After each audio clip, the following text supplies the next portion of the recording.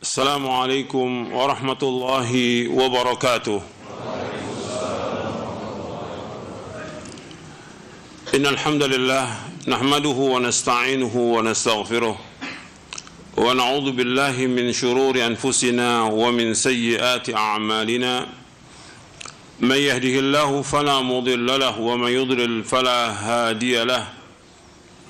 أشهد أن لا إله إلا الله وحده لا شريك له وأشهد أن محمدا عبده ورسوله. يا أيها الذين آمنوا اتقوا الله حق تقاته ولا تموتن إلا وأنتم مسلمون. يا أيها الناس اتقوا ربكم الذي خلقكم من نفس واحدة وخلق منها زوجها وبث منهما رجالا كثيرا ونساء واتقوا الله الذي تساءلون به والأرحام إن الله كان عليكم رقيبا. يا أيها الذين آمنوا اتقوا الله وقولوا قولا سديدا يصلح لكم أعمالكم ويغفر لكم ذنوبكم ومن يطع الله ورسوله فقد فاز فوزا عظيما. أما بعد فإن أصدق الحديث كتاب الله وخير الهدي هدي محمد صلى الله عليه وعلى آله وسلم وشر الأمور محدثاتها وكل محدثة بدعة وكل بدعة ضلالة وكل ضلالة في النار. Ayolah ikhwah, azakumullah, kepada seluruh jamaah yang hadir di masjid ini yang mudah-mudahan dirahmati oleh Allah Ta'ala, dan kepada seluruh kaum muslimin dan muslimat yang mudah-mudahan dirahmati oleh Allah Ta'ala yang mendengarkan kajian ini. Alhamdulillah, kita bersyukur kepada Allah atas semua nikmat, dan kita bersyukur kepada Allah diberikan hidayah oleh Allah di atas Islam dan Sunnah. Kita bersyukur kepada Allah diberikan taufik untuk selalu dan senantiasa menuntut ilmu syar'i, dan kita selalu memohon kepada Allah agar Allah memberikan taufik kepada kita untuk mengamalkannya dan juga berpegang teguh kepada Quran wa sunnah ala fahmi salaf. Dan ini membutuhkan perjuangan untuk berpegang teguh kepada Quran wa sunnah ala fahmi salaf. Untuk istiqamah di atas manhaj yang hak ini membutuhkan perjuangan dan banyak sekali tantangannya. Maka kita harus terus belajar dan terus memohon kepada Allah, belajar dan terus mohon tolong pada Allah. Makanya Nabi bersabda sallallahu alaihi wasallam, ihris ala ma yanfa'uka, terus wasta'in billah. Ihris ala ma yanfa'uka wasta'in billah wala ta'jaz. Kata Nabi sallallahu alaihi wasallam dalam hadis yang sahih riwayat Muslim, hendaklah kamu berkemauan keras kepada apa-apa yang bermanfaat bagi kamu, minta tolonglah kepada Allah, jangan lemah. Jadi terus minta tolong kepada Allah. Iyyaka na'budu wa iyyaka nasta'in. Hanya kepada Engkau ya Allah kami beribadah, hanya kepada Engkau ya Allah kami mohon pertolongan. Karena tantangan semakin hari semakin banyak, yang enggak senang kepada Islam semakin banyak. Tapi Allah pasti akan menolong agamanya. Tapi kita wajib untuk terus belajar, dan terus kita minta tolong kepada Allah dengan melaksanakan syariat agama ini. Bukannya diam, bukan patah semangat, tapi terus. Karena kewajiban belajar tetap jalan, kewajiban mengamalkan tetap jalan dengan ikhlas dan ittiba, kewajiban mendakwakan kepada keluarga tetap jalan, kewajiban mendakwakan umat tetap jalan, nggak boleh berhenti. Meskipun tantangan semakin banyak, kewajiban itu harus jalankan, tapi semua harus dilakukan dengan ikhlas karena Allah dan ittiba. Dan kita wajib untuk sabar dan terus minta tolong kepada Allah. Di samping sabar, minta tolong kepada Allah, dan juga jangan tinggalkan sholat. Yang Allah menyebutkan, ya ayyuhalladzina amanu ista'inu bis-sabri was-shalah innallaha ma'as sabirin. Wahai orang beriman, minta tolonglah kepada Allah dengan sabar dan sholat. Karena sholat itu mempunyai kekuatan yang luar biasa. Makanya jangan tinggalkan, baik sholat yang wajib, sholat yang sunnah, rawatib, dan juga sholat malam dan yang lainnya. Terus kerjakan dan minta tolong kepada Allah SWT. Ikhwan fillah, azakumullah. Kalau kita terus melakukan demikian, terus belajar, menuntut ilmu, memahami dengan pemahaman yang benar, kemudian kita mengamalkan dengan ikhlas dan ittiba, maka ketika kita mendapatkan ujian, tantangan, itu merupakan sunnatullah, dan Allah nggak akan rubah sunnah itu, tapi berjalan tetap, dan kita berusaha bagaimana kita istiqomah. Maka doa yang terbanyak yang Nabi panjatkan kepada Allah, ya muqallibal qulub tsabbit qalbi ala dinik. Ya muqallibal qulub tsabbit qalbi ala dinik. Ya Allah yang membolak-balikan hati, tetapkan hatiku atas agamamu. Karena banyak orang-orang yang ketika mendapatkan cobaan ujian berguguran di medan dakwah. Karena cobaan ujian itu gugur mereka, satu persatu gugur. Artinya lepas dari manhaj yang hak ini, lepas dari manhaj Al-Quran wa sunnah ala fahmi salaf. Kenapa? Ya ujian. Ujiannya banyak. Apakah berupa kesenangan maupun juga berupa kesulitan. Dua-duanya ujian. Tapi itu harus dihadapi. Jadi dua-dua itu ujian. Dan Allah menyebutkan demikian. Kullu nafsin dha'iqatul maut. Wa nabluukum bisyarri wal khairi fitnah wa ilaina turja'un. Allah berfirman, setiap jiwa itu pasti akan mati, dan kami akan uji kalian bisyarri wal khairi fitnah, dengan kejelekan, dengan kesulitan, dengan kesusahan, wal khair dengan kesenangan, dengan kesehatan, dengan kekayaan. Fitnah itu semuanya ujian, semua fitnah. Wa ilaina turja'un, dan kepada kamilah kamu akan dikembalikan. Jadi semuanya ujian, dan banyak orang yang gugur di medan dakwah ya karena ujian berupa harta, berupa kemewahan, kesenangan, dan banyak juga yang gugur karena kesulitan, kesusahan, sehingga dia lepas dari manhaj yang hak ini. Jadi ikhwan fillah, azakumullah, berjalan di atas manhaj yang ini, manhaj yang hak ini membutuhkan pengorbanan, membutuhkan kesungguhan, membutuhkan keikhlasan, membutuhkan kita untuk terus tawakal kepada Allah. Harus kuatkan iman kita untuk terus tawakal kepada Allah, karena Allah pasti akan menolong agama ini, dan Allah pasti akan membela orang-orang yang berjuang di jalan dakwah ini, pasti. Itu harus yakin. Tapi jangan melanggar syariat. Jangan melanggar syariat. Terus jalan, jangan melanggar syariat, karena itu ketetapan Allah, dan itulah jalan yang ditempuh oleh para anbiya wa rasul alaihi wassalatu wassalam, dan juga oleh salafus salih radhiyallahu ajma'in. Ikhwan fillah, azakumullah, saya akan bahas satu hadis yang diriwayatkan oleh Imam Muslim, Ahmad, dan yang lainnya. Yang tinggal nanti antum catat, karena di akhir hadis ini ada pembicaraan yang berkaitan dengan masalah bid'ah di akhir hadis ini, yang memang pada pekan yang lalu kita bahas tentang masalah bid'ah, dan ini sering dipakai hadis ini untuk hujah untuk bid'ah hasanah, arti bid'ah yang dianggap oleh mereka baik. Saya bacakan hadisnya. Anil Mundhir bin Jarir an abihi Jarir bin Abdullah al-Bajali qala kunna 'inda Rasulillah sallallahu alaihi wasallam fi sadri an-nahari qala faja'ahu qaumun hufatun 'uratun mujtabin nimari aw al-aba متقلد السيوف عامتهم من مضر بل كلهم من مضر فتمعر وجه رسول الله صلى الله عليه وسلم لما رأى بهم من الفاقة فدخل ثم خرج فأمر بلالا فأذن وأقام فصلى ثم خطب فقال يا أيها الناس اتقوا ربكم الذي خلقكم من نفس واحدة إلى آخر آية إن الله كان عليكم رقيبا والآية التي في الحشر يا أيها الناس اتقوا الله ولتنظر نفس ما قدمت لغد واتقوا الله إن الله خبير بما تعملون.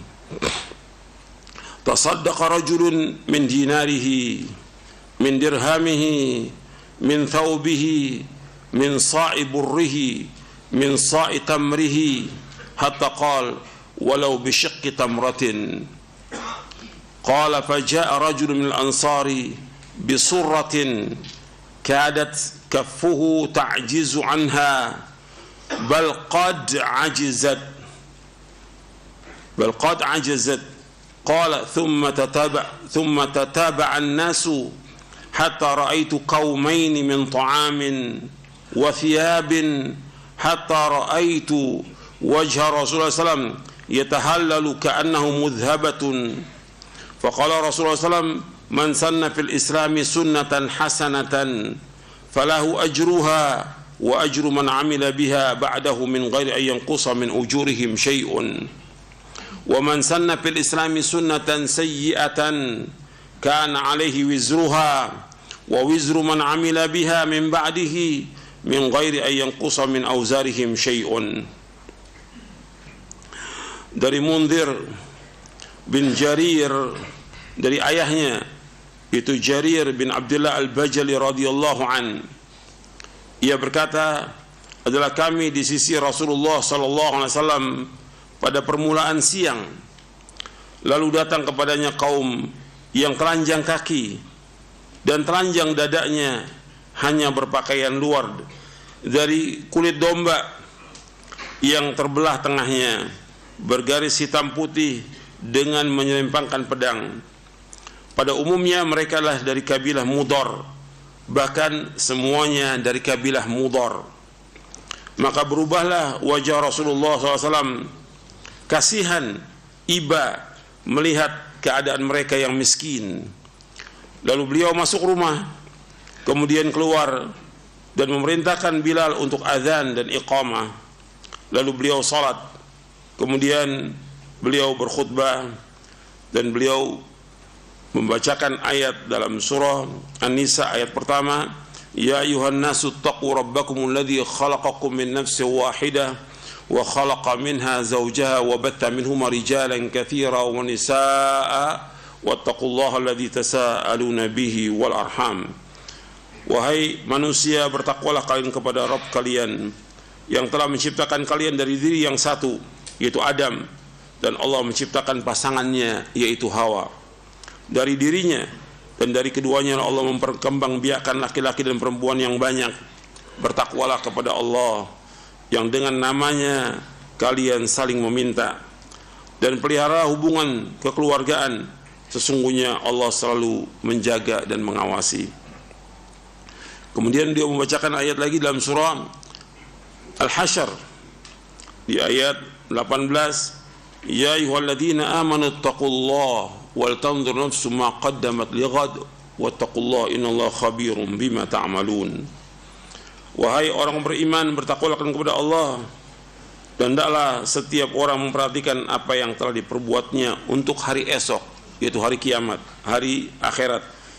Hendaknya dia mempersiapkan diri atau dia memperhatikan apa yang dia perbuat untuk hari esok, untuk di akhirat nanti.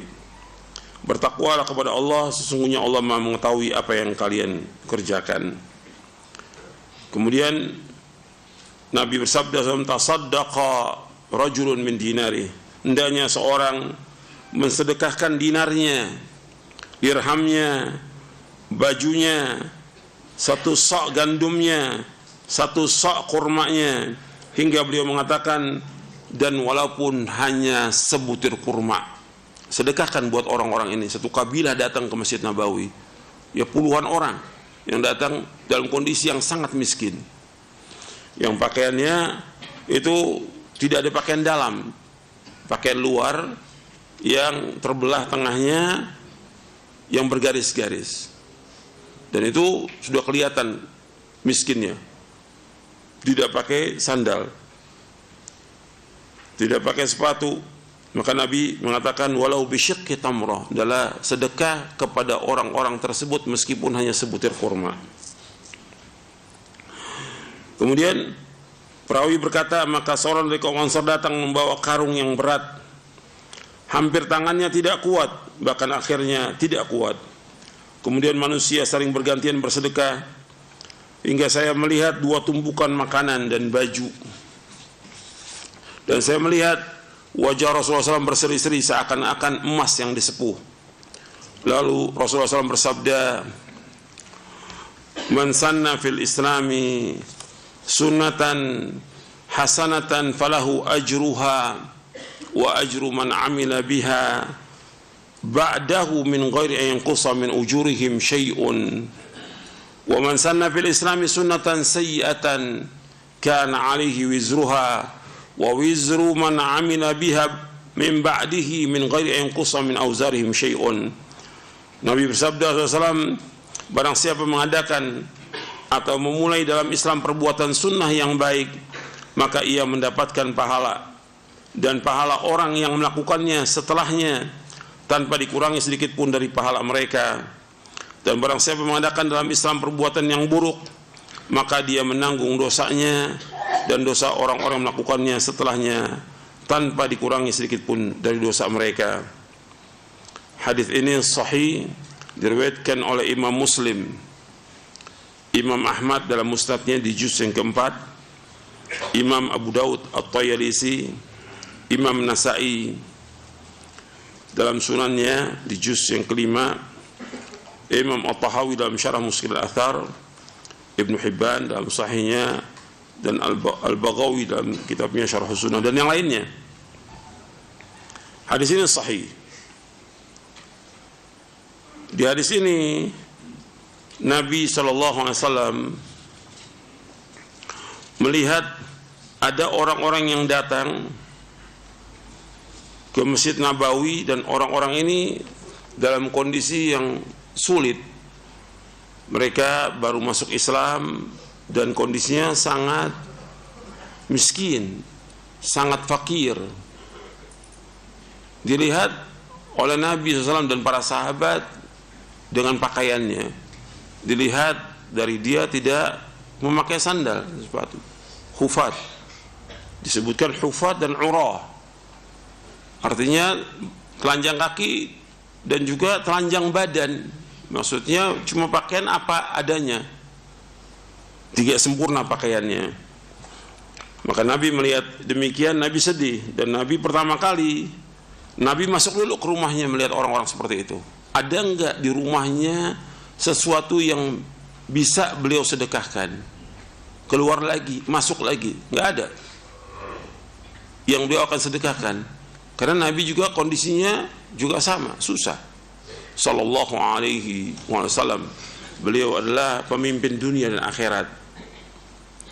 Maka Rasulullah SAW melihat demikian, tunggu sampai sholat duhur. Kemudian setelah selesai sholat duhur, beliau berkhutbah, menyampaikan agar para sahabat radhiyallahu anhum membantu mereka. Dan di sini Nabi SAW sebagai imam, sebagai amir, sebagai kepala negara, Nabi menyuruh para sahabat untuk sedekah kepada orang-orang yang datang itu. Maka ada yang melihat demikian, langsung dia keluar membawa makanan untuk mereka. Ada satu surah, satu kantong besar dibawa, sampai tangannya nggak sanggup untuk membawanya karena berat. Ada lagi membawa pakaian dan yang lainnya. Terus setelah satu orang itu datang, yang lain ngikut. Makanya Nabi menyebutkan, man sanna fil islami sunnatan hasanah, barang siapa yang mengadakan cara yang baik, yaitu sunnah hasanah di sini artinya dia mengadakan, memulai perbuatan yang baik. Soal sedekah, Nabi sudah menyuruh sedekah belum sebelum datangnya orang-orang ini? Sudah. Ayat Al-Quran ada enggak tentang sedekah? Ada. Hadis Nabi banyak tentang sedekah. Tapi karena orang ini memulai mempelopori kebaikan sebelum yang lain mulai, yang lain ikut, maka dia dapat ganjaran terus sampai hari kiamat tanpa mengurangi sedikit pun ganjaran mereka. Begitu juga Nabi menyebutkan selanjutnya, karena Nabi kalau berkata atau bersabda itu jawami'ul kalim, singkat dan padat. Meskipun awalnya berkaitan dengan perbuatan ini, Nabi juga menyebutkan kebalikannya. Kebalikannya, orang yang mengadakan sunnah yang jelek, maksudnya bid'ah. Sunnah yang jelek maksudnya bid'ah. Maka dosanya dia akan tanggung, dan orang-orang yang mengikutinya tanpa mengurangi sedikit dosa mereka. Jadi ketika orang mengajak orang kepada kesesatan, maka dia menanggung dosanya. Seorang ustadz, seorang dai, dia mengajak orang untuk berbuat bid'ah, maka dia menanggung dosa orang-orang yang mengikuti bid'ah itu sampai hari kiamat. Dia tanggung dosanya. Fa'alaihi wizruha wa wizru man amila biha min ba'di, dan tidak mengurangi sedikit pun dari dosa mereka. Ikhwan fiddin, azakumullah. Saya akan bahas yang pertama dulu di sini. Yang pertama berkaitan dengan orang-orang yang datang di sini, yaitu dari kabilah Mudar, dan mereka baru masuk Islam, dan kondisinya dilihat oleh Nabi SAW dan dilihat oleh para sahabat. Jelas ada orangnya, yaitu kondisinya apa? Miskin, fakir, nggak punya apa-apa. Ini dalil lah, Nabi menganjurkan untuk sedekah ini dijadikan dalil oleh sebagian orang untuk apa? Untuk apa? Donasi. Allahul musta'an wa alaihi tuklan wala haula wala quwwata illa billah. Mana ada keterangan di sini donasi? Nggak ada sama sekali. Dia yang bawa ustadz-ustadz loh ini. Hadis ini yang bawa ustadz-ustadz. Hadis ini sahih di sini. Tapi mana pengambilannya untuk donasi, mana di sini? Ini lihat orang kondisinya susah, depan mata kita lihat seperti itu, dan Nabi melihat. Kemudian Nabi menganjurkan untuk sedekah. Nabi di sini sebagai apa? Ulul amri. Nabi nggak minta duit, duit mana? Dinar, dirham sini, bawa sini. Pegang dulu semuanya, simpen, baru kasih. Enggak kan? Langsung dikasih mereka. Beda dengan cara yang ada sekarang ini. Cara yang ada suruh apa? Dimintain orang satu persatu. Berarti dia bukan ulul amri. Dia bukan wakil ulul amri. Iya tidak? Minta. Kadang-kadang juga mintanya maksa. Ini nyata maksa. Dan juga nggak jelas siapa yang mau dikasih. Kalau ini jelas depan mata, ini kelihatan orangnya susah depan mata. Gitu. Jadi ketika orang membawakan dalil, lihat dulu penjelasan para ulama tentang hadis ini gimana. Betul anjuran soal sedekah, dianjurkan sedekah. Kita nggak mengingkari adanya sedekah. Saya punya buku tentang sedekah. Ayat-ayat Al-Quran banyak tentang sedekah. Tapi cara yang ada di lapangan sekarang ini udah menyalahi dari manhaj salafus saleh, menyalahi perbuatan mereka. Nggak ada Nabi melakukan seperti itu. Dilihat orangnya, kemudian orang disuruh untuk sedekah, dan berbondong-bondong orang sedekah. Jadi bukannya seperti sekarang ini dikumpulkan dan nggak jelas kepada siapa. Gitu. Jadi dalil dilihat bagaimana penerapannya yang ada pada zaman Rasulullah SAW. Dan ini terjadi berulang kali apa sekali? Sekali. Antum bisa lihat dalam kitab-kitab hadis yang lainnya. Ada juga pernah datang orang yang susah, yang pernah juga saya sebutkan, dan riwayatnya juga sahih. Orang ini kebunnya kena hama. Kemudian dia akhirnya berutang kepada orang. Nabi suruh SAW untuk bersedekah untuk orang itu. Ada orangnya dan tahu. Dan ini Nabi sebagai ulul amri menyuruh untuk sedekah. Orang bantu langsung kepada orang itu. Masih belum terbayar juga, Nabi suruh orang-orang untuk membebaskan utangnya orang itu. Ini Rasulullah yang perintah sebagai ulul amri. Dan ini terjadi sekali di zaman Nabi. Orang yang susah, miskin, fakir, lapar, ada atau tidak? Banyak. Seperti Ashabus Sufa dan yang lainnya. Tapi kan nggak ada orang kemudian cari donasi terus untuk bantu mereka, nggak ada. Kalau ada pribadi orang mau bantu, silakan bantu, kan apa masalah? Bantu tetap wajib kalau ada orang yang fakir. Bahkan yang pertama kali yang kita bantu siapa dulu? Tetangga yang dekat kan, atau keluarga yang miskin. Dan ini sudah kita bahas. Yang pertama kali kepada siapa? Kepada keluarga yang dekat. Sebab sedekah, infak, nafkah yang pertama kali kepada siapa dilakukan? Kepada keluarga. Dan Allah sebutkan jelas dalam Al-Quran. Mereka bertanya kepada Rasulullah dalam surah Al-Baqarah di ayat 215. Untuk melihat ayatnya.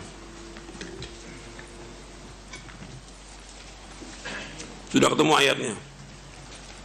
Allah berfirman, yas'alunaka madza yunfiqun. Qul ma anfaqtum min khairin falil walidaini wal aqrabina wal yatama wal masakin wabnis sabil. Wa ma taf'alu min khairin fa innallaha bihi alim. Mereka, para sahabat, bertanya kepadamu tentang kepada siapa mereka memberikan nafkah dan kepada siapa mereka menginfakkan hartanya. Katakanlah kepada mereka, qul ma anfaqtum min khairin, apa saja yang kamu infakkan dari kebaikan itu. Yang pertama, pada kedua orang tua. Yang kedua, aqrabin, sanak kerabat. Yang ketiga, yatama, orang-orang anak-anak yatim. Yang keempat, masakin, orang-orang miskin. Yang kelima, wabnis sabil, dan orang yang dalam perjalanan. Wa ma taf'alu min khairin fa innallaha bihi alim. Apa saja yang kamu lakukan dari kebaikan, Allah mengetahui. Enggak perlu diumumkan, enggak perlu. Allah tahu. Kita sedekah sama orang, sembunyi-sembunyi Allah tahu kebaikan kita. Maka yang pertama kali kita memberikan nafkah kepada siapa dulu? Orang tua, kemudian istri, anak. Karena Nabi menyebutkan dalam hadis yang sahih yang diriwayatkan oleh Imam Bukhari dan Muslim dari sahabat Hakim bin Hizam radhiyallahu an, Nabi bersabda SAW, al-yadul ulya khairun min al-yadi sufla wabda biman ta'ul wa khairu sadaqa an dhahri gina wa ma yasta'fif yu'iffahu Allah wa ma yastaghni yughnihi Allahu. Dalam hadis yang sahih dari Imam Bukhari dan Muslim dari sahabat Hakim bin Hizam radhiyallahu an, Nabi bersabda sallallahu alaihi wasallam, tangan yang di atas lebih baik daripada tangan yang di bawah. Mulailah sedekah itu atau nafkah itu kepada orang yang engkau tanggung. Dan sebaik-baik sedekah selebih dari keperluan. Yang sudah kita berikan nafkah orang tua kita, istri kita, anak kita, masih ada kelebihan. Dan itu yang sebaik-baiknya kita sedekahkan. Barang siapa yang menjaga dirinya, Allah akan jaga dirinya. Dan barang siapa yang merasa cukup, Allah akan cukupkan dia. Ini yang riwayat Bukhari dan Muslim dari sahabat Hakim bin Hizam. Jadi Nabi SAW menyebutkan di sini bahwa tangan yang di atas lebih baik dari tangan di bawah. Tangan yang di atas yang memberi, tangan yang di bawah yang meminta, tangan yang di bawah yang menerima. Dua maknanya tangan di bawah itu. Tapi Nabi menyuruh wabda biman ta'ul, mulai dari orang yang kau tanggung. Berarti yang kita tanggung, kita wajib memberikan nafkah pertama kedua orang tua, kedua istri kita, yang ketiga anak kita, yang keempat orang-orang yang kita tanggung. Apakah itu pembantu atau siapa yang kita tanggung, itu wajib. Baru setelah itu selebih dari keperluan kita yang masih ada kelebihan itu, baru kita berikan kepada orang lain. Nah, orang lain yang kita berikan, Allah sebutkan siapa dulu? Setelah orang tua apa? Al-aqrabin, sanak kerabat yang dekat. Saudara kita, famili kita yang dekat dengan kita. Kemudian baru yang lainnya, orang-orang miskin, anak-anak yatim, dan Ibnu Sabil. Dalam hadis yang lain, Nabi menyuruh kita untuk memperhatikan tetangga. Dalam ayat Al-Quran juga Allah sebutkan demikian.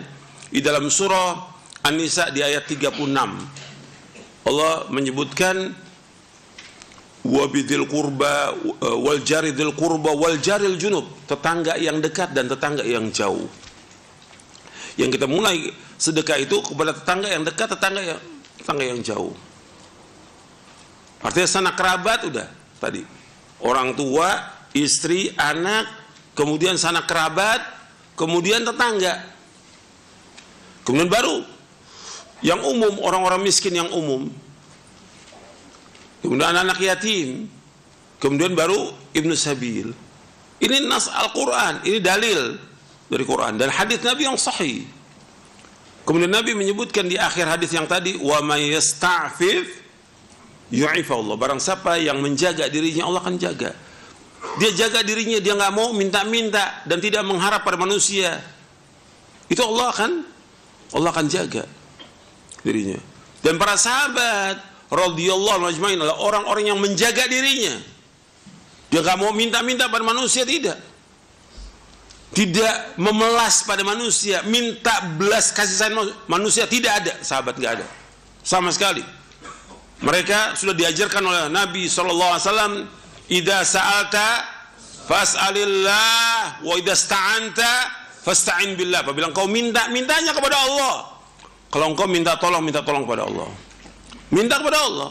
Mereka enggak minta kepada manusia, karena Allah menyebutkan demikian di dalam Al-Quran, di dalam surah An-Nisa di ayat 32, was'alullaha min fadli.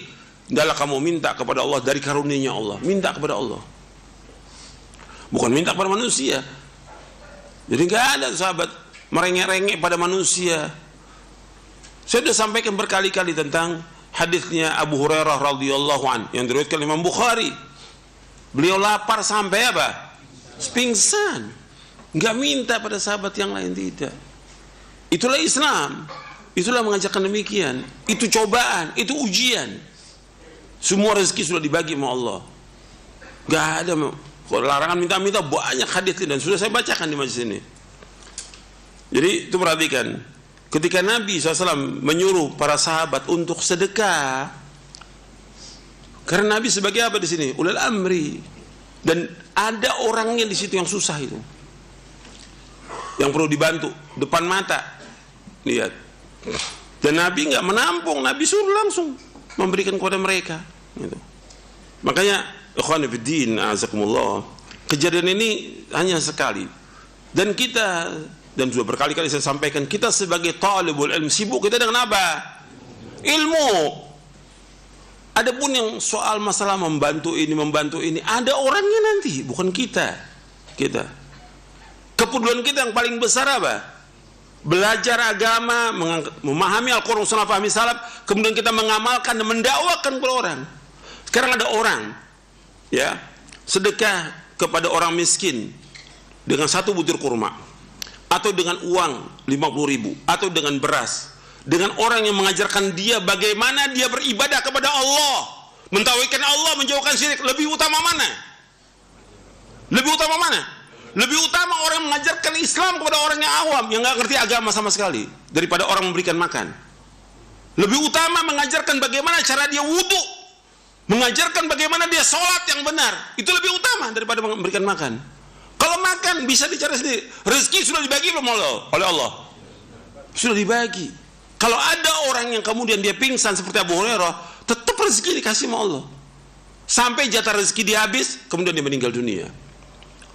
Tapi mengajarkan ilmu itu urusan kita, itu tanggung jawab kita di hadapan Allah pada hari kiamat nanti. Kita sebagai talibul ilm, sebagai dai, antum ajarkan enggak orang tentang Islam yang benar? Antum ajarkan enggak orang itu tentang tauhid, menjauhkan syirik? Engkau ajarkan tidak orang itu bagaimana mengamalkan sunnah, menjauhkan bid'ah? Bukan memberikan makan. Kalau memberikan makan, kok sekarang berubah sekarang dakwah ini? Ini enggak benar, ini menyalahi syariat. Enggak ada dari zaman Nabi SAW kumpulkan makan-makan sampai Jumat nasi bungkus orang suruh antri di depan masjid. Di mana-mana sekarang ini. Apa begitu Islam mengajarkan? Mencoreng nama baik Islam, mencoreng nama dakwah, mengajarkan orang untuk mengharapkan sesuatu pada manusia. Ini penghinaan kepada agama ini. Nggak ada dalam Islam seperti itu. Orang suruh antri nasi bungkus dikasih tiap Jumat. Apa Islam mengajarkan seperti itu? Nggak ada. Kalau antum mau sedekah, antum antarkan ke rumahnya tanpa orang lain tahu. Itu Islam mengajarkan demikian. Maka suruh kita perhatikan tetangga-tetangga kita. Bukan orang suruh antri. Anak-anak pondok diajarkan dari sekarang antri makanan tiap Jumat. Nasi bungkus. La haula wala quwwata illa billah. Antum menjelekkan nama Islam. Menjelekkan nama dakwah. Mencoreng karena sebagian orang mencari makan dari situ. Dan orang kalau udah biasa seperti itu, nanti hidupnya akan ada di kepalanya dia. Kita udah nggak usah nyari nafkah. Kita udah ada yang nanggung nih. Pokoknya tiap Jumat itu di situ masjid ada tuh. Nasi bungkus. Oh, udah. Ini ngerusak nama dakwah, ngerusak nama Islam. Orang disuruh oleh Rasulullah SAW untuk mencari nafkah dengan sendiri. Para sahabat mencari nafkah dengan sendiri. Para anbiya wa rasul alaihi wassalatu wassalam yang tempatnya di sorga, mereka cari makan sendiri, tidak mengharap pada manusia. Itu Islam aja, dan itu ayat banyak dalam Al-Quran menjelaskan demikian. Mereka nggak minta upah dari manusia. Itu mesti jadi pelajaran. Bukannya kemudian ngambil satu hadis, oh ini boleh sedekah, kumpulkan sedekah. Beda dong, di lapangan beda, sekarang ini beda. Ini kondisi sekali terjadi seperti itu. Kalau kita di masjid kita datang orang-orang miskin susah dari tempat yang jauh mereka datang. Kan dulu perjalanan, masya Allah, di tengah padang pasir, nggak ada tempat berteduh, nggak ada tempat juga untuk cari makan segala macam, susah datang Masjid Nabawi. Tapi kemudian Nabi melihat, Nabi menganjurkan untuk sedekah. Sudah sekali, nggak seperti sekarang ngumpulkan sedekah. Orang ngumpulkan uang orang itu fitnah, dan antum berat nanti pertanyaan di hari kiamat. Inna likulli ummatin fitnah wa fitnatu ummati al-mal. Setiap umat ada fitnah, fitnah umatku masalah harta nanti. Itu hadis sahih dari Tirmidzi dan yang lainnya. Dan itu berat tanggung jawabnya. Antum jangan hubungan dengan itu. Di masalah dunia nih, antum sibuk dengan belajar agama ini. Orang yang paling rendah derajat dia sebagai orang alim, sebagai ustadz, menganggap dunia ini gak ada harga apa-apanya. Gak ada harga. Kok sekarang beralih kepada nasi bungkus, kumpulkan apa? Segala macam lah, sembako, kumpulkan uang. Bahkan sekarang ini ada mustauda, gudang. Jadi pondok itu punya gudang. Gudang apa? Pakaian bekas, gudang barang-barang bekas. Kok jadi seperti itu? Mesti kan gak begitu. Tugas dia di pondok itu apa? Mendidik orang agar dia menjadi anak-anak yang soleh, yang bermanfaat buat umat, yang berbuat dirinya, keluarganya, dan masyarakat. Itu. Kok ngurusin sekarang, ngurusin nasi bungkus, ngurusin iftar shaim untuk orang buka puasa. Dari dulu juga orang buka puasa di zaman Nabi SAW. Nggak ada tuh orang kumpulkan dana untuk buka puasa. Antum nih cari kerjaan, mengumpulkan uang orang nih fitnah dan fitnah. Masing-masing. Seandainya antum, umpamanya antum gak kumpulkan dana itu, apa dia gak makan? Apa dia gak buka puasa? Tetap buka puasa. Ini kan kadang-kadang juga ada sesuatu yang tersembunyi di situ. Dia pengen dari situ makan, dia pengen dapat uang dari situ. Dia juga pengen ingin apa? Dikenal, hubbuz zuhur. Dan ini yang bahaya ini sekarang ini. Baik untuk orang awamnya, pelajarnya maupun ustadznya pengen hubbuz zuhur, main dilihat oleh orang. Sekarang kan semuanya pakai apa? Allah, semua yang difoto udah. Orang sakit difoto, orang ini semua udah diambil gambarnya. Ini nggak benar. Di mana keikhlasan antum? Sedekah yang paling baik yang tersembunyi. Shadaqatus sir yudfi'u ghadabar rabb, kata Nabi. Sedekah yang tersembunyi itu akan memadamkan kemurkaan Allah SWT. Bukan ditampakkan pada manusia, bukan. Jadi ini hadis ini dimanfaatkan oleh banyak orang untuk sedekah. Nabi menganjurkan sedekah bukan dengan hadis ini, ayat Al-Quran banyak. Antum melihat puluhan ayat dalam surah Al-Baqarah, belum juga surah yang lainnya tentang anjuran sedekah. Belum hadis Nabi yang lain banyak. Saya bawakan lebih dari 20 hadis di buku saya sedekah. Itu coba dibaca lagi gitu. Hadis ini yang sering dipakai ini untuk donasi ini. Ini hadis ini. Coba antum perhatikan kondisinya, orang itu depan kita dan kita bantu, wajib kita bantu. Karena apa? Depan kita, susah dia gitu. Ini nyari kerjaan, ada bencana, ini udah sibuk, ada bencana. Kewajiban ketika ada bencana, siapa yang wajib? Ulil amri. Yang kedua adalah para pejabat yang terkait dengan itu. Yang ketiga orang-orang kaya. Adapun kita sibukkan yang lebih bermanfaat daripada itu semuanya. Itu belajar, memahami Islam, mengamalkan dan mendakwakan kepada keluarga kita. Dan kita juga wajib untuk mendakwakan kalau kita memang mampu untuk mendakwakan orang-orang itu. Ke sana berangkat dakwah. Sampaikan ilmu yang benar tentang tauhid dan larang mereka berbuat syirik. Ajarkan mereka tentang Islam yang benar. Bagaimana mereka berwudu, bagaimana mereka sholat, itu yang perlu diajarkan. Bukan ngasih makan. Ngasih makan siapapun bisa. Tapi untuk mengajarkan ilmu yang bermanfaat nggak ada yang bisa kecuali orang thalibul ilmu, belajar agama dengan benar dan ikhlas karena Allah. Itu baru bisa dia untuk mengajarkan. Adapun yang lain nggak akan bisa. Siapa orang-orang awam yang datang ke sana, yang bantu peduli, mana bisa ngajar? Dia sendiri juga sebagian nggak sholat. Orang-orang umum, ada nggak yang bantu bencana-bencana itu orang kafir, ada nggak? Ada orang kafir juga bantu. Kita jangan terbawa dengan perasaan, kesian, perasaan, bukan. Betul, yang lebih kesian lagi dia tidak tahu dan tidak mengenal Allah. Berbuat syirik kepada Allah, itu lebih kesian kita kepada mereka. Kita ajarkan mereka tentang Islam, tentang tauhid. Itu kepedulian yang paling peduli kita kepada umat ini. Itulah tugas kita sebagai talibul ilm, tugas kita sebagai dai. Paham sampai sini? Kemudian, ikhwan fillah, azakumullah. Nabi SAW ketika menganjurkan untuk sedekah di depan para sahabat yang orang-orangnya dari kaum Mudhar ini, di depan mata ada mereka, maka sebagian bawa sahabat itu dengan dinarnya, dirhamnya, sebagian membawa karung atau kantong yang berat isinya makanan, ada juga yang kumpulan baju, artinya baju. Di sini disebutkan hatta raaitu qaumaini min ta'amin wa thiyabin, sehingga saya melihat dua tumpukan makanan dan baju, karena itu yang dibutuhkan saat itu. Dia nggak makan, jauh perjalanannya. Ta'am wa thiyab.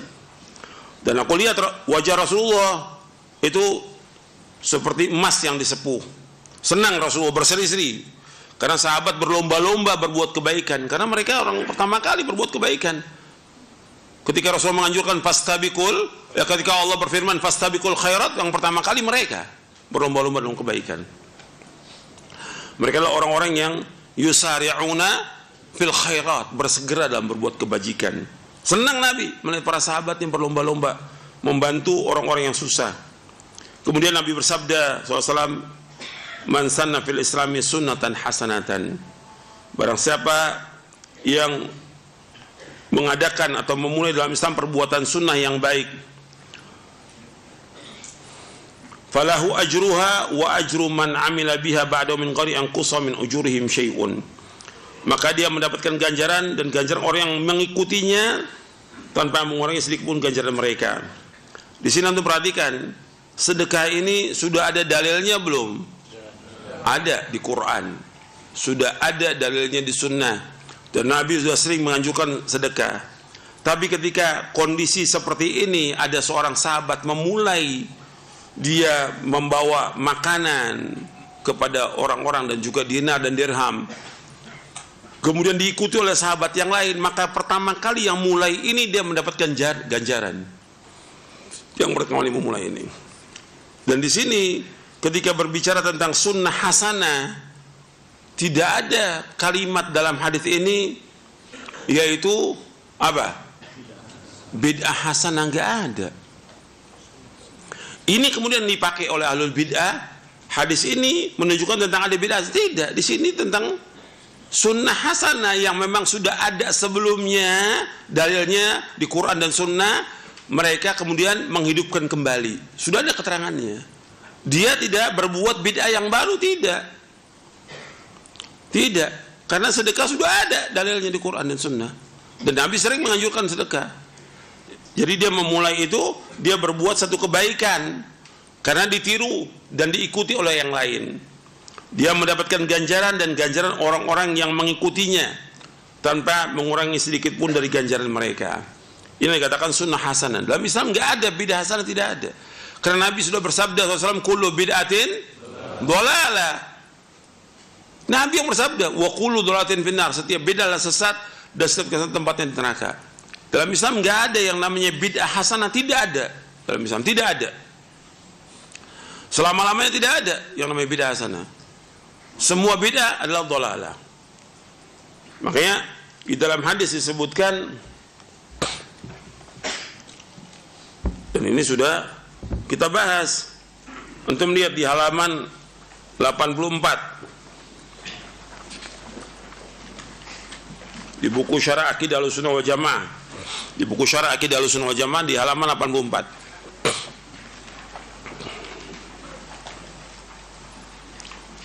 Jadi kullu bid'atin dhalalah wa kullu dhalalatin finnar. Setiap bid'ah itu sesat dan setiap kesesatan tempatnya neraka.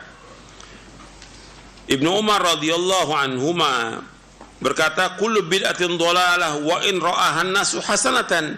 Setiap bid'ah itu adalah sesat meskipun manusia memandangnya baik. Setiap bid'ah itu sesat meskipun manusia memandangnya baik. Ini juga sering diartikan, kan ada riwayat apabila kaum muslimin itu memandang baik sesuatu maka dia menjadi baik. Ini nggak benar, karena kaitannya di situ berkaitan dengan ijma'nya para sahabat.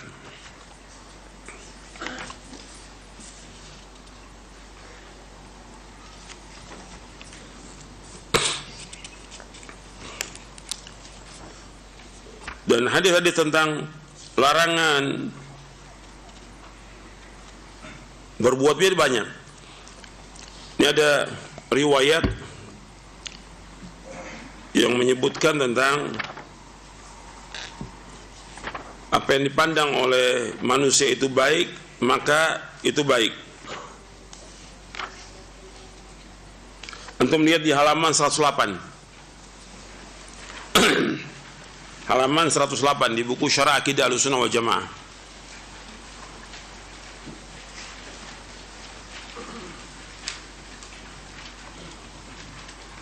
Abdullah bin Mas'ud radhiyallahu anhu berkata, ittabi'u wa la tabtadi'u faqad kufitum wa kullu bid'atin dhalalah.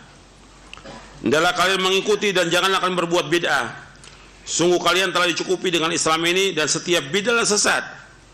Itu perhatikan tadi Ibnu Umar mengatakan setiap bid'ah apa? Sesat. Kullu bid'atin dhalalah wa in ra'aha nasu hasanatan.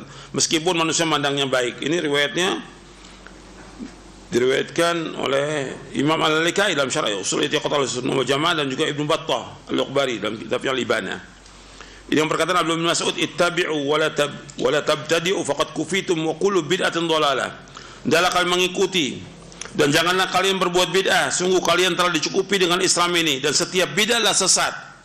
Ini diriwayatkan oleh Imam Ad-Darimi, Al-Lalikai dalam Syarah Ushul I'tiqad Ahlussunnah wal Jamaah, At-Tabrani dalam Mu'jamul Kabir dan Ibnu Battah dalam kitabnya Al-Ibana. Ingat, sahabat ini semua mengatakan wa kullu bid'atin dhalalah. Setiap bid'ah sesat. Perkataan Nabi kullu bid'atin dhalalah. Nabi bersabda dengan bahasa Arab dan Nabi orang yang fasih dalam berbahasa Arab. Kalimat setiap bid'ah sesat bukan menunjukkan sebagian bid'ah sesat, sebagian enggak. Kan kata mereka enggak, sebagian bid'ah sesat, sebagian enggak, ada bid'ah hasanah. Dari mana? Wah, Nabi orang yang paling paham, orang yang fasih dalam berbahasa Arab. Para sahabat juga sama mengucapkannya kullu bid'atin dhalalah. Semua sahabat sama. Setiap bid'ah sesat. Enggak ada yang namanya bid'ah hasanah dalam Islam, tidak ada. Adapun sunnah hasanah dengan hadis yang tadi riwayat Muslim itu Ada, tapi memang sudah ada sebelumnya. Dia memulai lagi. Sedekah sudah ada, nas dalam Al-Quran Sunnah, dan Nabi sudah menganjurkan. Kemudian dia mulai lagi. Sampai sini paham gak antum? Sekarang mereka berdalil lagi dengan hadis riwayat bawahnya, perkataan Ibnu Mas'ud di halaman 108. Mereka berdalil dengan ini.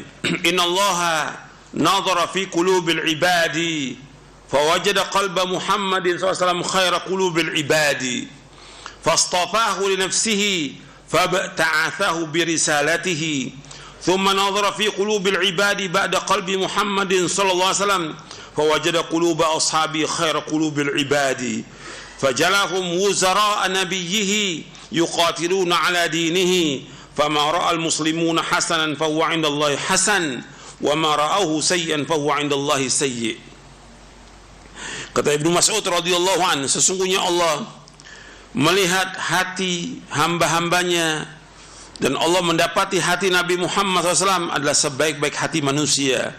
Maka Allah pilih Nabi Muhammad SAW sebagai utusannya, dan Allah memberikan risalah kepadanya. Kemudian Allah Subhanahu wa ta'ala melihat dari seluruh hati hamba-hambanya setelah nabinya Muhammad SAW, maka didapati bahwa hati para sahabatnya merupakan hati yang paling baik sesudahnya.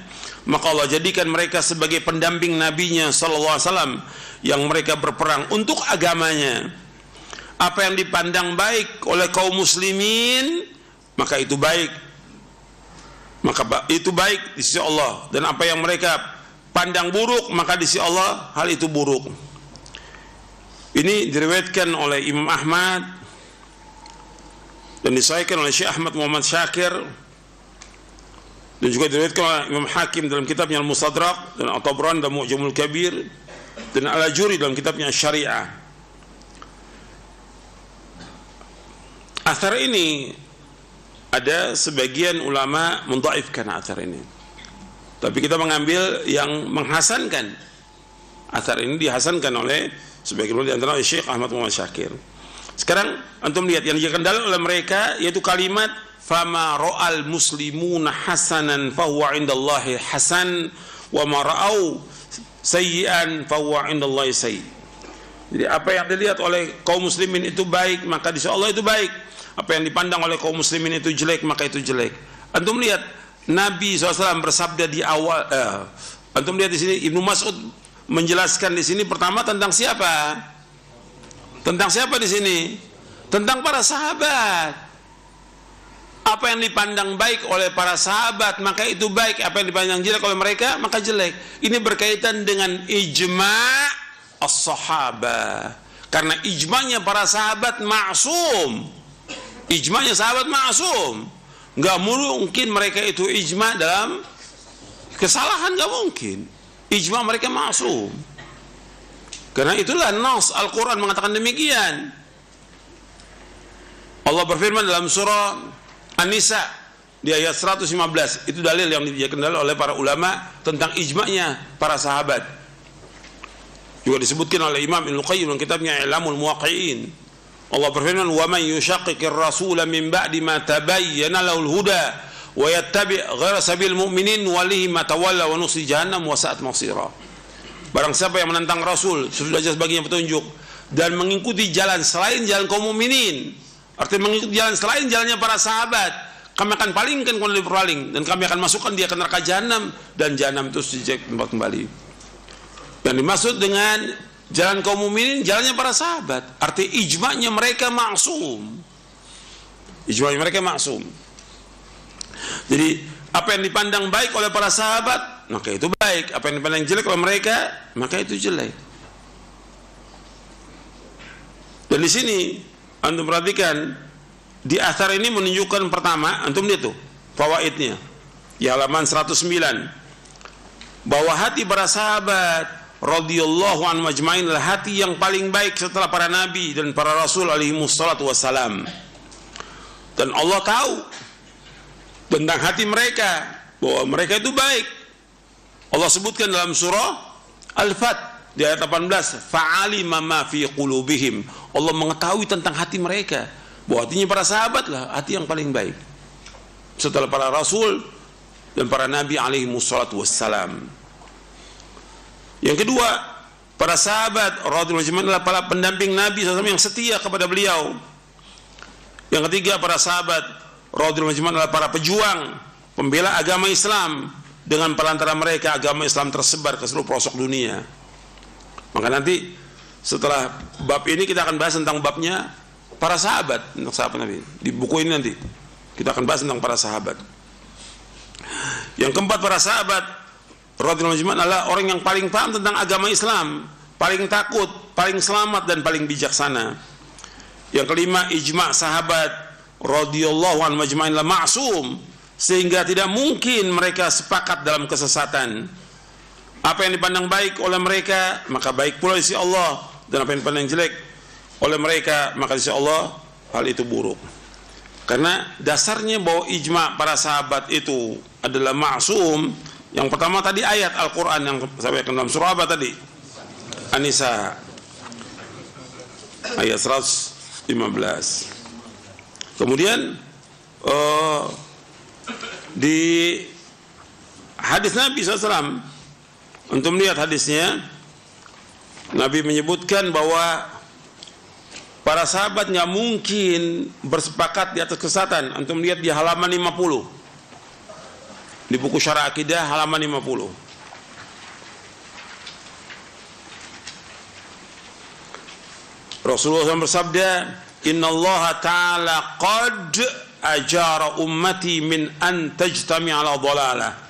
Sesungguhnya Allah Ta'ala telah melindungi umatku dari berkumpul atau bersepakat di atas kesesatan. Maksudnya umatku di sini pertama kali siapa? Para sahabat. Hadis ini hasan, diriwayatkan oleh Imam Ibnu Abi Asim Kitabus Sunnah dari sahabat Ka'ab bin Asim Al-Asy'ari radhiyallahu an, dan dihasankan oleh Syekh Al-Albani dalam silsilah hadis as-sahihah di juz yang ketiga.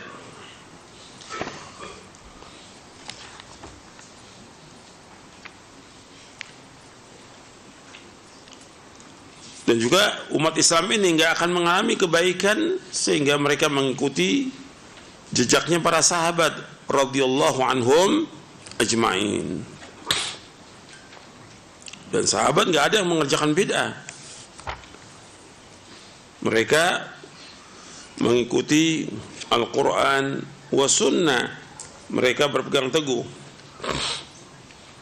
Makanya mazhabnya para sahabat itu wajib untuk kita ikut, nggak boleh kita berpaling dari mereka. Antum lihat di halaman 111, tadi 109, para imam memerintahkan kita untuk mengikuti para sahabat. Saya sebutkan dari Imam Ahmad saja. Jadi Imam Ahmad rahimahullah yang wafat tahun 241 Hijriah, Imam Ahlu Sunnah. Beliau mengatakan usulu sunnah indana at-tamassuku bima kana alaihi ashabu Rasulullah SAW wal iqtida'u bihim wa tarkul bid'ah wa kullu bid'atin fa hiya dhalalah. Prinsip Ahlussunnah adalah berpegang dengan apa yang dilaksanakan oleh para sahabat radhiyallahu ajma'in dan mengikuti jejak mereka, meninggalkan bid'ah dan setiap bid'ah sesat. Antum lihat dari Nabi mengatakan setiap bid'ah sesat, para sahabat mengatakan setiap bid'ah sesat, para imam, para tabi'in mengatakan demikian, tabi'ut tabi'in, dan para imam semua mengatakan bahwa kullu bid'atin dhalalah. Setiap bid'ah sesat, enggak ada bid'ah hasan dalam Islam, tidak ada sama sekali. Kemudian ikhwan fillah, ini kalau saya bacakan lagi panjang ini. Saya lanjutkan bahwa kalimat wa man sanna fil islami sunnatan sayyi'atan. Sekarang kita masuk yang kedua, potongan yang kedua di hadis ini. Barang siapa yang mengadakan satu sunnah yang jelek atau mengadakan dalam Islam perbuatan yang buruk, maka dia akan menanggung dosanya. Wa man sanna fil islami sunnatan sayyi'atan kana alaihi wizruha wa wizru man amila biha min ba'di min ghairi yanqusu min auzarihim syai'un. Barang siapa yang mengadakan satu sunnah yang jelek, Maksudnya di sini satu cara yang jelek, satu perbuatan yang jelek, dan di sini masuk kepada apa? Bid'ah masuk di sini. Sunnah sayyi'ah maksudnya bid'ah di sini. Cara yang jelek, perbuatan yang jelek, dan juga bid'ah. Maka dia menanggung dosanya dan dosa orang-orang mengikutinya sesudahnya tanpa mengurangi sedikit pun dari dosa-dosa mereka. Kalau orang pertama kali mengadakan sesuatu cara yang jelek, maka dia akan dapat dosanya. Contoh, Nabi SAW bersabda, la tuqtalu nafsun zulman illa kana ala bani Adam al-awwal kiflun min damiha wa dhalika annahu awwalu man sannal qatla. Tidak ada satu jiwa pun terbunuh secara zalim kecuali anak Adam yang pertama, yaitu yang membunuh saudaranya, mendapatkan bagian dari darahnya. Arti dosa pembunuhan, karena ialah orang yang pertama kali mencontohkan pembunuhan. Sanna al-qatl. Di sini dia mengadakan apa? Sanna sunnatan sayyi'atan. Dia mengadakan sunnah yang jelek apa? Membunuh saudaranya. Pertama kali dia membunuh saudaranya. Ketika dia membunuh, maka orang-orang yang sudahnya membunuh, dia dapat dosanya karena dia yang mulai, dia yang mencontohkan membunuh saudaranya. Paham di sini? Di sini sanna sunnatan sayyi'atan dia. Nabi juga menyebutkan tentang tidak bolehnya kita mengikuti sunnah yang jelek. Dan Nabi sudah menyebutkan umat Islam akan mengikuti sunnah-sunnah yang jelek dari siapa? Dari Ahlul Kitab. La tattabi'unna sanana man kana qablakum shibran bi shibrin wa dhira'an bi dhira'in hatta law dakhalu juhra dabbin la dakhaltumu. Kata Nabi SAW, hadis ini sahih dari Bukhari dan Muslim. Kata Nabi SAW, la tattabi'unna, sungguh kalian akan mengikuti cara-cara, artinya sunnah-sunnah, metode, adat dan kebiasaan dari orang-orang sebelum kalian. Artinya cara beragamanya mereka yang kalian ikuti itu kalian akan mengikuti. Sedikit demi sedikit, sejengkal demi sejengkal, sedepa demi sedepa, sampai mereka masuk ke lubang bob, kalian akan ikut masuk juga. Jadi di sini antum perhatikan di sini. Di sini sanna sunnatan sayyi'atan. Cara yang jelek, ya. Jadi pengertian sanna fil islami sunnatan sayyi'atan itu cara yang jelek. Yang dimaksud dalam hadis ini sunnah secara bahasa, arti contoh yang diikuti atau dilalui, bukan bermakna kalimat. Antum perhatikan, yang dimaksud sunnah dalam hadis ini, man sanna fil islam sunnatan hasanatan falahu ajruha, artinya contoh yang diikuti, bukan bermakna sunnah secara syar'i sebagaimana terdapat dalam sabda beliau, fa'alikum bisunnati. Jadi hadis ini man sanna fil islami sunnatan hasanatan, tadi sudah saya sebutkan, cara yang baik, artinya bukan membuat sesuatu yang baru dalam agama, bukan. Artinya sudah ada. Kalau di sini man sanna fil sunnatan sayyi'atan, dia mengikuti cara yang jelek gitu. Di sini adalah dalam istilah bahasa sunnah sayyi'ah, perbuatan yang jelek, perbuatan yang buruk, cara-cara yang jelek, cara-cara yang buruk yang dilakukan, itu sunnah sayyi'ah.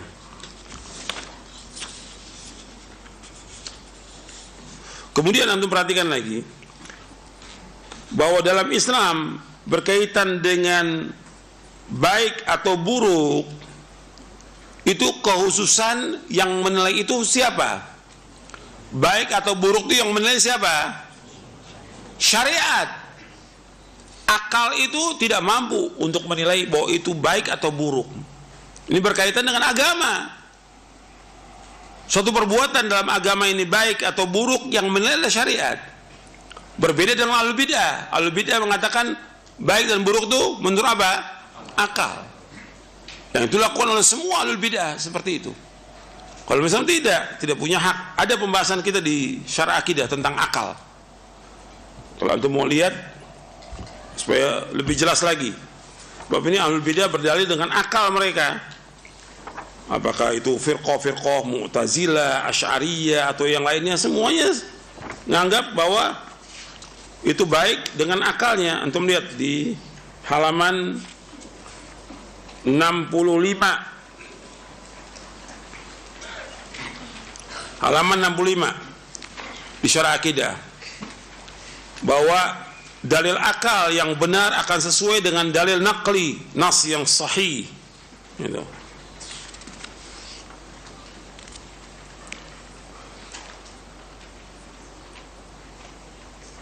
Dan akal dalam syariat, perhatikan,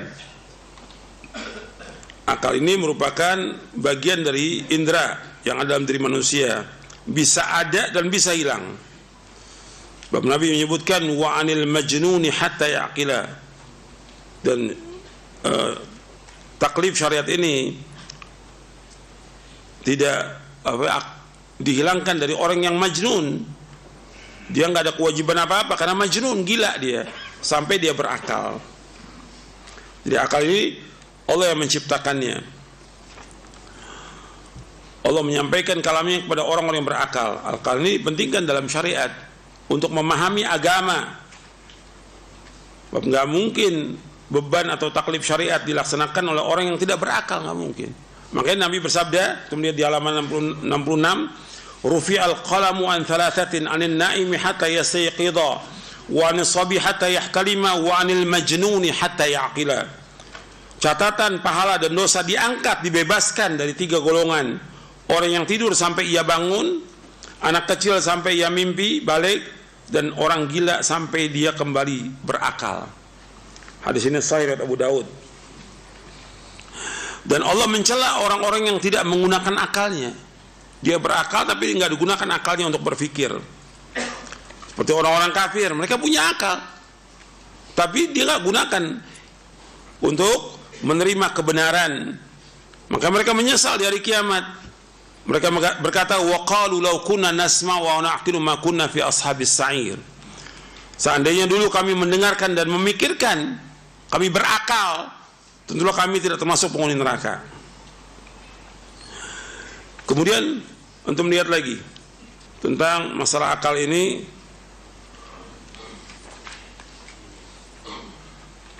secara ringkas di halaman 70. Secara ringkas pandangan Ahlussunnah tentang penggunaan akal diantaranya sebagai berikut. Syariat didahulukan atas akal, karena syariat maksum, akal tidak maksum. Akal mempunyai kemampuan mengenal dan memahami yang bersifat global, tidak bersifat detail. Apa yang benar dari hukum-hukum akal pasti tidak akan bertentangan dengan syariat. Apa yang salah dari pemikiran akal adalah apa yang bertentangan dengan syariat. Penentuan hukum-hukum yang rinci, yaitu tafsil, yang wajib, haram, seterusnya adalah hak syariat. Akal tidak dapat menentukan hukum tertentu atas sesuatu sebelum datangnya wahyu. Walaupun secara umum ia dapat mengenal dan memahami yang baik dan buruk. Mengenal, tapi untuk menentukan tidak bisa. Kemudian yang ketujuh, balasan atas pahala dan dosa ditentukan oleh syariat. Janji sorga dan ancaman neraka sepenuhnya ditentukan oleh syariat. Dan seterusnya. Jadi untuk menentukan itu baik atau buruk, itu haknya apa? Syariat, bukan hak akal. Perhatikan, bukan hak akal. Kemudian ikhwan fillah, azakumullah, tentang masalah bid'ah ini, karena kita membahas sunnatan sayyi'ah, dijelaskan oleh Al-Hafidh Ibnu Hajar Asqalani di dalam kitabnya Fathul Bari.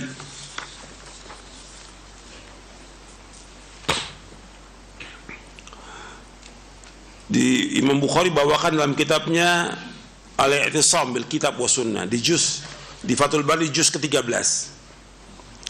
Imam Bukhari memberikan bab di situ, babu ithmi man da'a ila dhalalatin aw sanna sunnatan sayyi'atan. Imam Bukhari memberikan babnya Imam Bukhari itu dalam sahihnya merupakan fikihnya Imam Bukhari. Bab di Sahih Bukhari itu merupakan fikihnya Imam Bukhari. Bab dosanya orang yang mengajak manusia kepada kesesatan atau mengadakan cara yang jelek. Di qauli ta'ala wa min auzari alladziina yudilluna bighairi ilmin. Kemudian dibawakan oleh Al-Hafidh ayat dalam surah An-Nahl. Imam Bukhari bawakan dalam surah An-Nahl ayat 25. Antum lihat ayatnya dalam surah An-Nahl ayat 25.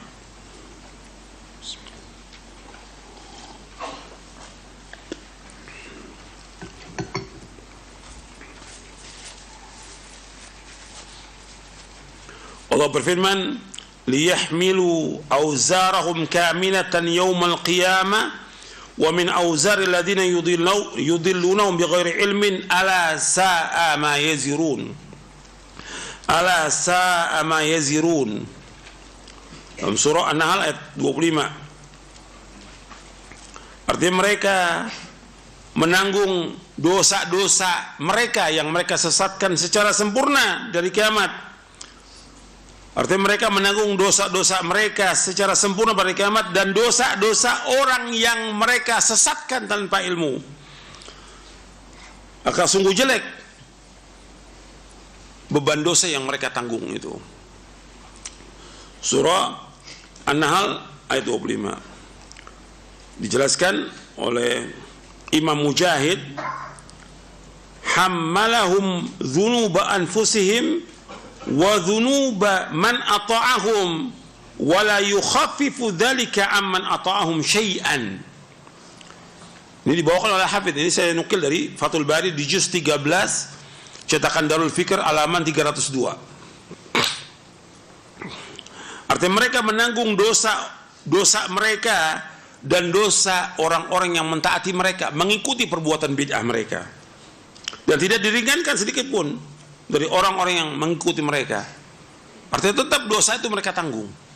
Mereka yang melakukan bid'ah itu dapat dosa, yang memulai bid'ah menanggung dosa orang-orang yang mereka kerjakan. Tetap semuanya menanggung dosa. Yang paling besar yang pertama kali mulai mengadakan bid'ah. Yang mengikuti tetap menanggung dosanya. Ya, dikurangi sedikit pun juga. Dan disebutkan di hadis ini, wa man sanna fil islami sunnatan sayyi'atan kana 'alaihi wizruha wa wizru man amila biha min ba'dihi min ghairi an qusam min awzarihim syai'un. Jadi orang yang melakukan sunnah yang jelek, maka dia menanggung dosa orang-orang yang melakukan setelahnya tanpa dikurangi sedikit pun dari dosa mereka. Artinya masing-masing menanggung dosa, tapi yang pertama kali dia menanggung dosa. Kemudian setelah dibawakan kalimat babu itsmi man da'a ila dhalalat aw sanna sunatan sayyi'atan, dijelaskan oleh Al-Hafidh, qala al-Muhallab. Ini sini yang jadi syahid di sini, qala al-Muhallab. Kata beliau, hadzal babu walladhi qablahu fi makna tahdhiri min ad-dhalali wajtinabil bid'ah wa muhdatsatil umur fid din wan nahyi an mukhalafati sabilil mu'minin. Intaha. Kata Al-Hafidh Ibnu Hajar Asqalani rahimahullah, berkata Al-Muhallab rahimahullah, hadzal bab ini waladhi qablahu, atau bab dosa orang yang mengajak manusia kepada kesesatan atau memberikan contoh yang jelek, fi makna tahdhiri min ad-dhalali wa ijtinabil bid'ah wa muhdatsatil umur fid din wan nahyi an mukhalafati sabil mu'minin. Intaha. Dalam bab ini, itu bab dosa orang mengajak kepada kesesatan atau memberikan contoh yang jelek, mengandung makna peringatan dari kesesatan dan keharusan menjauhi perbuatan-perbuatan bid'ah. Itu bid'ah dalam agama. Kemudian disebutkan oleh Al-Hafidh, wa wajhu tahdhir anna alladhi yuhdithul bid'ata qad yatahawanu biha li khiffati amriha fi awal al-amr wa la yash'uru bima yatarattabu 'alayha min al-mafsadah wa huwa ayalhaqahu ithmu man 'amila biha min ba'dihi walau lam yakun huwa 'amila biha bal likauni kana al-aslu fi ihdathiha. Kata Al-Hafidz Ibnu Hajar Al-Asqalani rahimahullah, dan segi ancamannya orang yang mengadakan bid'ah, dia telah menganggap remeh perbuatan itu di awal amr, karena dianggap ringan bid'ah itu, seperti yang sudah kita bahas di Syarah Akidah, perkataan Imam Al-Barbahari dalam kitabnya Syarhus Sunnah. Nanti antum lihat lagi di bab tentang masalah bid'ah itu di Syarah Akidah. Dianggap ringan, tapi dia nggak menyadari bahwa dia akan mendapatkan kerusakan dan dosa, yaitu apa? Dosa orang-orang yang mengerjakan bid'ah itu, yang mengikuti dia. Meskipun dia tidak mengamalkan, meskipun dia kemudian berhenti dari perbuatan itu umpamanya, tapi dia tetap menanggung dosanya. Orang-orang yang dia sesatkan, karena dia yang pertama kali memulai dosa itu, memulai bid'ah itu. Jadi sisi peringatannya, wajhu tahdzir sini adalah orang yang berbuat kebid'ahan terkadang meremehkannya, karena pada awal mulanya menganggap kecil, tidak merasakan kerusakan yang diakibatkan dari amal tersebut, yaitu berupa beban dosa yang didapatkan dari dosa orang yang mengamalkannya perbuatan bid'ah setelah dia. Meskipun seandainya ia tidak mengamalkannya, namun dia mendapatkan dosa karena ia sebagai orang yang pertama kali merintis perbuatan bid'ah. Selesai sampai sini. Kita melihat nanti di Fathul Bari juz 13 halaman 302, cetakan Darul Fikr. Kemudian Imam An-Nawawi berkata dalam kitabnya Syarah Muslim di juz yang ke-7, kata Imam Muslim begini, kata Imam Nawawi rahimahullah mengatakan dalam kitabnya Syarah Sahih Muslim, kata beliau begini, karena hadis yang kita bahas ini ada di Sahih Muslim awalnya, tapi diriwayatkan oleh yang lainnya, diriwayatkan oleh Ahmad dan yang lainnya. Fihi al-hathu 'ala al-ibtida' bil khairati wa sanni sunanil hasanati wat tahdhir min ikhtira'il abatili wal mustaqbahat. وسبب هذا الكلام في هذا الحديث أنه قال في أوله فجاء رجل بصرة كادت كفه تعجز عنها فتتابع الناس وكان الفضل العظيم للبادي بهذا الخير. Dalam hadis ini terdapat anjuran memulai kebaikan, menjadi perintis kebaikan, dan mencontohkan perbuatan yang baik, serta terdapat peringatan keras di sini. Terdapat peringatan keras dari membuat-buat kebatilan dan hal-hal yang jelek. Ucapan ini barang siapa yang membuat contoh yang baik dalam Islam, beliau sampaikan dalam hadis ini karena pada awal hadis beliau menyebutkan faja'a rajulun bisurratin kadat kafu ta'jizu anha fatataba'an nasu. Dan seorang dari Ansar datang membawa sebanyak satu kantong besar, hampir-hampir telapak tangannya tidak mampu megangnya, bahkan tidak mampu. Kemudian orang-orang mengikuti untuk melakukannya. Ini penjelasan tentang mengadakan sunnah yang baik dan sunnah yang jelek. Dan tentu perhatikan bahwasanya setiap bid'ah itu seluruhnya adalah apa? Sesat. Jadi ini harus kita pahami bahwa semua bid'ah adalah sesat. Jadi nggak ada bid'ah yang hasanah. Ini belum selesai nih, pembahasan belum selesai. Antum sabar, ini panjang ini yang saya mau bahas. Dijelaskan oleh Syekh Masyhur Hasan Salman dalam ta'liqnya atas kitab Al-Ba'ith ala Inkaril Bid'ah wal Hawadith di halaman 78. Kata Syekh Masyhur Hasan Salman hafizahullah ta'ala, kata beliau, وحينئذ يخرج من عموم قوله صلى الله عليه وسلم كل بدعة ضلالة إذ البدعة في معناها الشرعي الزيادة في الدين أو النقصان منه بغير إذن الشارع لا قولا wala fi'lan la sarihan wala isyaratan fa kullu amalin laysa lahu aslun min usuli syara' bid'atun dhalalatun wa in irtaqabahu man yu'addu min arbabil fadilati aw man yushtaharu bil masyakhati fa inna af'alal ulama wal ubbad laysa bihujjatin ma lam takun mutabaqatan lisyar'i. Kata Syekh Masyhur Hasan Salman hafizahullah taala dalam ta'liqnya atas kitab Al-Ba'ith ala Inkar al-Bid'ah wal Hawadith, kata beliau di halaman 87, dengan demikian maksudnya dengan memahami lafaz sunnah itu secara bahasa, maka keluar dari keumuman sabda Nabi SAW setiap bid'ah itu sesat, karena arti bid'ah menurut syar'i adalah tambahan atau pengurangan dalam agama tanpa izin syariat, baik berupa perkataan dan perbuatan, terang-terangan atau isyarat. Sesungguhnya setiap amalan yang tidak ada dasarnya dalam syariat adalah bid'ah. Sesungguhnya setiap amalan yang tidak ada dasarnya dalam syariat adalah bid'ah, yang sesat, meskipun dilakukan oleh orang-orang yang dianggap sebagai pemilik keutamaan atau orang yang terkenal dengan panggilan syekh, karena perbuatan ulama, perhatikan ya, karena perbuatan ulama dan ahli ibadah bukan hujjah selama tidak sesuai dengan syariat. Saya ulangi lagi, bahwa perbuatan ulama dan ahli ibadah bukan hujjah selama tidak sesuai dengan syariat.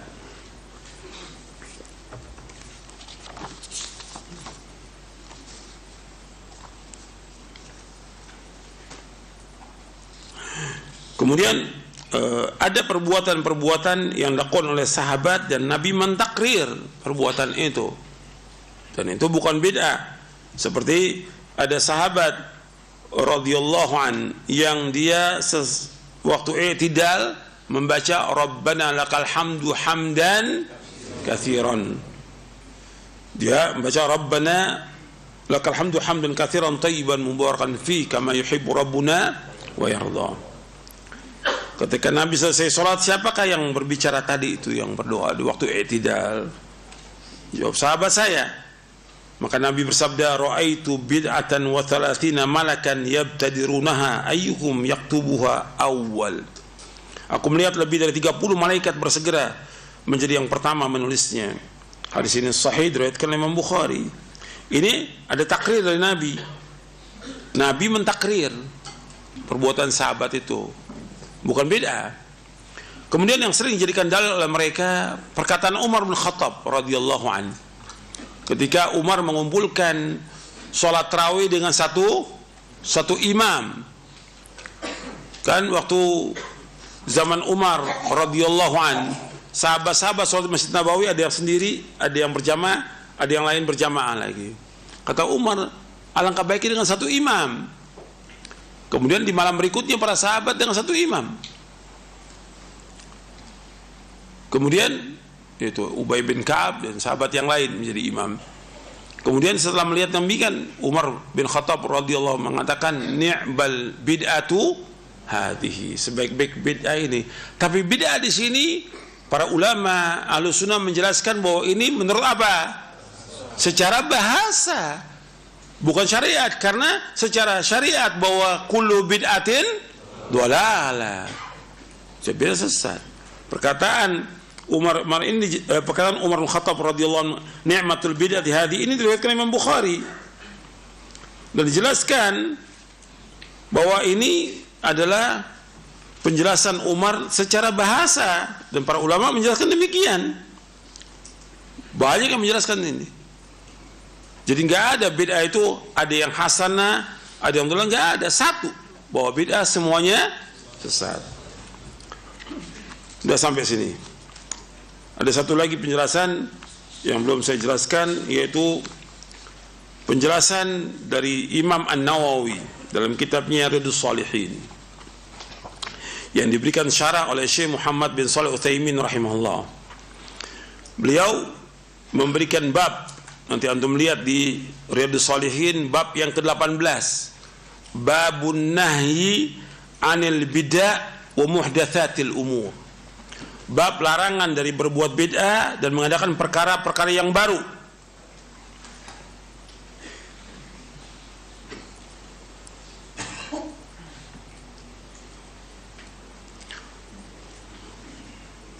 Dijelaskan oleh Syekh Muhammad bin Shalih Al-Utsaimin rahimahullah, wal bid'atu fi syar'i kullu man ta'abbada lillahi subhanahu wa ta'ala bighairi ma syara' aqidatan aw qawlan aw fi'lan, faman ta'abbada lillahi bighairi ma syara'ahu Allah min aqidatin aw qawlin aw fi'lin fa huwa mubtadi'. Beda itu dalam syariat, setiap apa yang dilakukan manusia untuk beribadah pada Allah tanpa apa yang disyariatkan, apakah bentuknya akidah,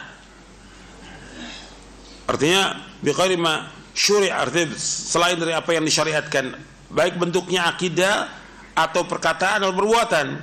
Barang siapa yang beribadah kepada Allah tanpa apa yang disyariatkan oleh Allah, baik akidah atau perkataan atau perbuatan, maka dia mubtadi'.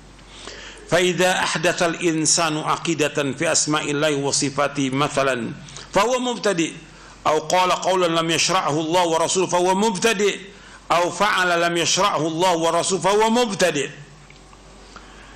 Kata Syekh Utsaimin rahimahullah, apabila seorang, ini syarahnya, syarah Riyadhus Shalihin oleh Syekh Muhammad bin Shalih Al-Utsaimin, dan ini di juz yang kedua.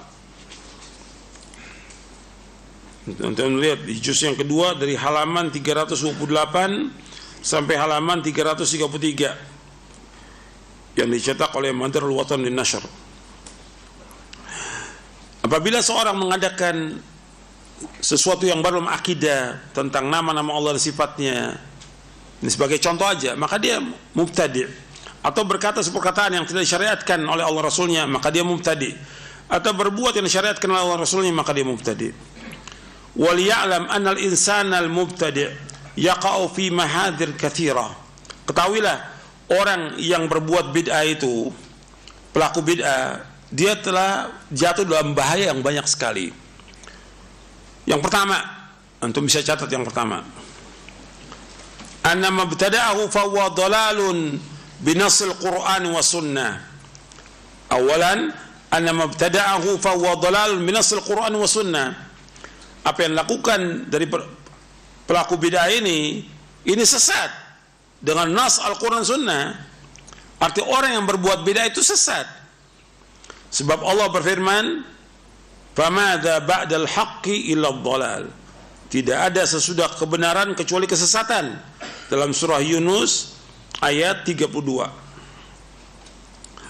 Sebab Nabi sudah mengatakan SAW, kullu bid'atin dhalalah. Ini penjelasan Syekh Utsaimin ini. Penjelasan Syekh Muhammad bin Shalih Al-Utsaimin rahimahullah. Yang pertama, bahwa orang yang berbuat bid'ah itu dia telah jatuh dalam bahaya yang banyak. Yang pertama, orang melakukan bid'ah dia sesat dengan nas Al-Qur'an. Thaniyan, anna fil bid'ati khurujan an ittiba'in Nabi sallallahu alaihi wasallam. Yang kedua, dalam perbuatan bid'ah itu yang dilakukan, dia keluar dari ittiba' kepada Nabi SAW. Bahwa orang mengadakan bid'ah itu dia keluar dari ittiba' kepada Nabi SAW. Jadi orang berbuat bid'ah itu keluar dari ittiba'. Sebab Allah berfirman dalam surah Ali Imran ayat 31, belum catat, surah Ali Imran 31, Allah berfirman, "Qul in kuntum tuhibbunallaha fattabi'uni yuhibbukumullah wa yaghfir lakum dzunubakum wallahu ghafurur rahim." Katakanlah, jika kalian cinta kepada Allah, maka ikuti aku. Allah akan cinta kepada kalian dan Allah mengampuni dosa kalian. Dan Allah Maha Pengampun dan Penyayang, Allahu Ghafurur Rahim. Artinya orang yang mengatakan dirinya mencintai Allah, dia wajib ittiba kepada Rasulullah SAW. Dan dengan ittiba itu, yang pertama dia mendapatkan apa? Kecintaan dari Allah. Yang kedua, dengan ittiba Rasul dia mendapatkan apa? Ampunan dari Allah. Gitu. Dia telah keluar dari ittiba Nabi. Yang ketiga, thalithan, annal bid'ata allati ibtada'aha tunafi tahqiqa syahadati anna Muhammadan sallallahu alaihi wasallam Rasulullah. Yang ketiga, bahwa bid'ah yang dia adakan itu telah menafikan perwujudan syahadat anna Muhammad Rasulullah SAW. Dia telah menafikan syahadat bahwa Muhammad adalah Rasulullah SAW.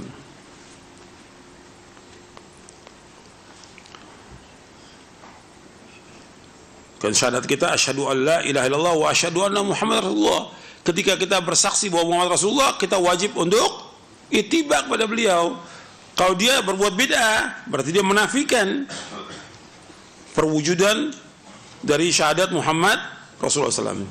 Rabi'an, anna madmun al-bid'ah at-ta'nu fil islami. Anna madmun al-bid'ah ta'nu fil islam. Bahwa kandungan dari bid'ah itu mencela Islam. Ketika orang berbuat bid'ah, pada akhirnya dia mencela Islam, mencela agama ini. Karena agama ini sudah sempurna belum? Sempurna. Allah berfirman dalam surah Al-Maidah ayat 3, "Al-yauma akmaltu lakum dinakum wa atmamtu alaikum ni'mati wa raditu lakumul Islam madina." Pada hari ini aku sempurnakan bagimu agamamu, aku telah cukupkan nikmatku atasmu, dan aku ridho Islam menjadi agama bagimu. Surah Al-Maidah ayat 3. Jadi seolah-olah orang yang berbuat beda ini, dia menganggap agama Islam belum sempurna dengan dia berbuat beda. Khamisan, yang kelima, annau yatadamman at-ta'na fi Rasulullah SAW. Bahwa yang kelima ini mengandung at-ta'na fi Rasulullah. Dia telah menuduh Rasulullah SAW, mencela Rasulullah. Dengan dia mengadakan bid'ah itu, dia telah menuduh Rasulullah SAW khianat dalam membawa agama. Karena dianggap bahwa Rasulullah tidak mengajarkan sesuatu kepada dia, tidak mencontohkan, sehingga dia mengadakan itu. Berarti dia telah menuduh Rasulullah ada sesuatu yang disembunyikan dalam agama ini. Ini berat hukumannya, mencela Rasulullah SAW dengan dia berbuat tidak. Sadisan, annal bid'ata tatadammanu tafriqal ummatil islamiyah. Yang keenam, bahwa bid'ah itu mengandung memecah belah umat Islam. Dengan bid'ah itu orang telah mencerai-beraikan kaum muslimin, telah memporak-porandakan persatuan umat Islam dengan bid'ah itu. Karena dengan bid'ah umat Islam berpecah belah. Yang ini ngadakan bid'ah, bikin sendiri. Nanti yang lain gak cocok, bikin lagi sendiri terus. Seperti yang terjadi dalam tarekat sufiyah. Setiap tarekat sufiyah punya cara sendiri dalam ibadah kepada Allah. Dan ini bukan satu, puluhan, mungkin ratusan. Ada tarekat ini, dan masing-masing punya cara sendiri dalam ibadah kepada Allah. Ini rusak agama ini. Dan pecah belah. Dan semuanya bangga dengan apa yang dia bikin. Kullu hizbim bima ladaihim farihun. Mereka bangga dengan kelompoknya. Sabian, annal bid'ata idza intasharat fil ummati itmahallatis sunnah. Bid'ah apabila tersebar di tengah-tengah umat, annal bid'ata idzan tasharat fil ummati idmahallatis sunnah. Bid'ah kalau sudah tersebar di tengah-tengah umat, maka sunnah itu akan mati. Oh, bid'ah berkembang, ya bid'ah sunnah akan mati.